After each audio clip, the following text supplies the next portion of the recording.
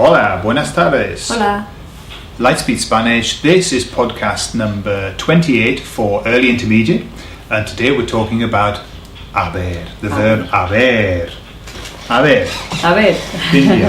That's a different one. That's a different haber. ¿Cómo estás? A ver, yo estoy muy bien, ¿y tú? ¿Cómo estás? Estoy muy bien, Cynthia. Me alegro. Fenomenal. Me alegro, gordo. ¿Qué te cuentas? ¿Qué has hecho hoy? Pues hoy he empezado las clases. Después de las vacaciones. Y hoy es el 6 de enero. Hoy es 6 de enero, que en España es el día de abrir los regalos de los Reyes Magos, pero no, en Inglaterra es el día de trabajar. Sí, es un día normal y... Estoy en el país incorrecto en este momento. Sí, cierto. Okay, Cynthia, Vale. so we're talking about haber. Now, what we've already talked about in previous podcasts is the use of the present perfect. Okay, that's when you say I have eaten, I have spoken. So what we won't cover that. Okay, so if you're not sure about what the present perfect is, that's just the recent past, then it's worthwhile going back. I'll put a little link for you, okay, down below, so you can go back and look. But what we want to do is run through the range of, for this level, of what there is with this verb, because for every tense that you have in normal tenses, yeah, Spanish tenses, there's an equivalent tense in haber. All right. So, what's the first, after saying I have eaten, the next one is I had eaten. I had eaten. So how does that work? How's the structure work then? That's Cynthia. So you use the verb to have, which is the verb haber, and you convert it into imperfect, which is had or había. Okay, so yeah, it has the ia ending as Yes, the as an ER imperfect. verbs, yeah? And that makes it into had. So for example, how would you say I had spoken with him? Había hablado con él. Okay. So when you say had, I had spoken with him, where would you use that in English? Just a quick example so you can put it into perspective, yeah? When you're talking in the past about events that have happened and you're sort of giving a running commentary about what had happened, if you hear that in the voice, what had happened, that's when you use it. Or because that day you had arrived earlier than I expected, or that day my friend had called. Yeah, so that's when you use that. I think in English you need to watch for the second, sometimes like if you translate, if it's not you talking, it's you translating from a text. Because in English you can have the he'd, Exactly, yeah. but that could be a would or that could be had. It's the following verb that will tell you if it's a would or a had. Yeah.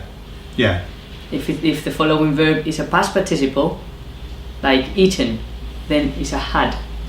I know it's easy in English when you think about it, but when you translate into Spanish, yes, you have to be very careful with this because we have I'd, it could be I would, or I had, depending on the following. I'd go, that would be would.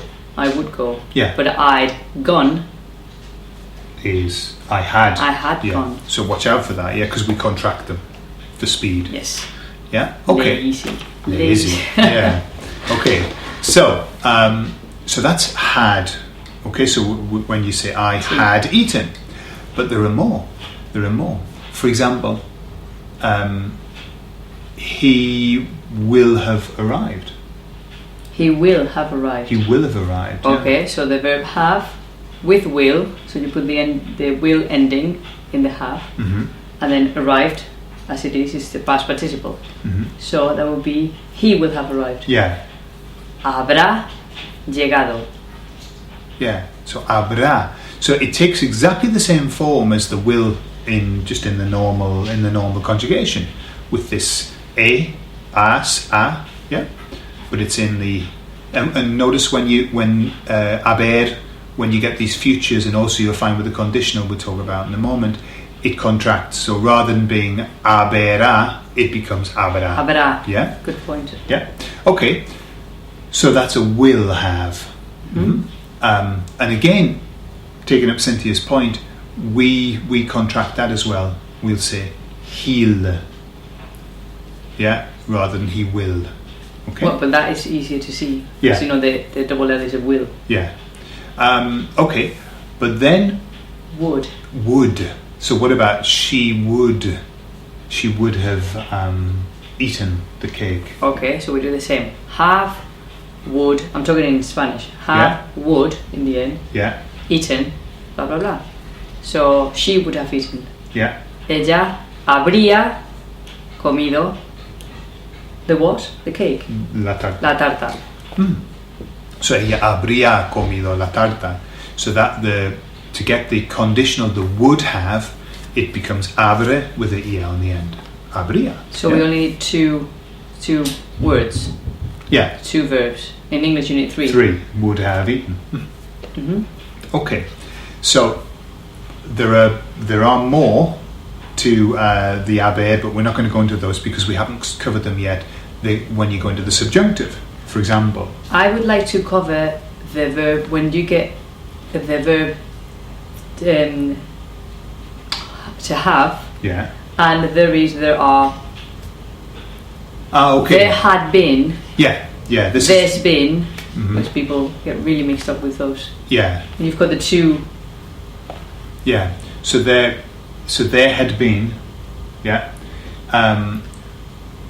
So how would you make that in Spanish? There had been. Let's just do the present first. So yeah.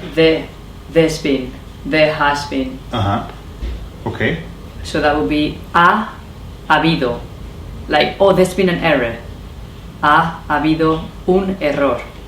Okay. I mean, even if we take it right to present, hay un error. Hay un error. There is. Okay, now, so we use haber for that, to say there is, there are. Yeah.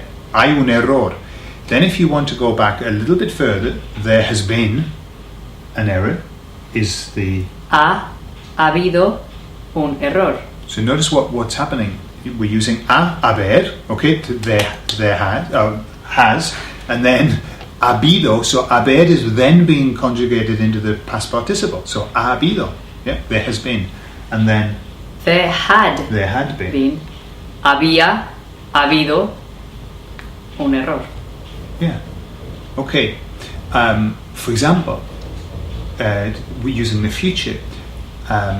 If I was to say, that's slightly different. Yeah, but we'll cover it anyway. If we're talking about a party, and I would say to Cynthia, how many people will there be? Yeah. Okay. How many people will there be? So, how would you do that? ¿Cuánta gente habría? Like, are you guessing? Like, will there be? Will. Will. Habrá. Yeah. ¿Cuánta gente habrá? I think so. Would.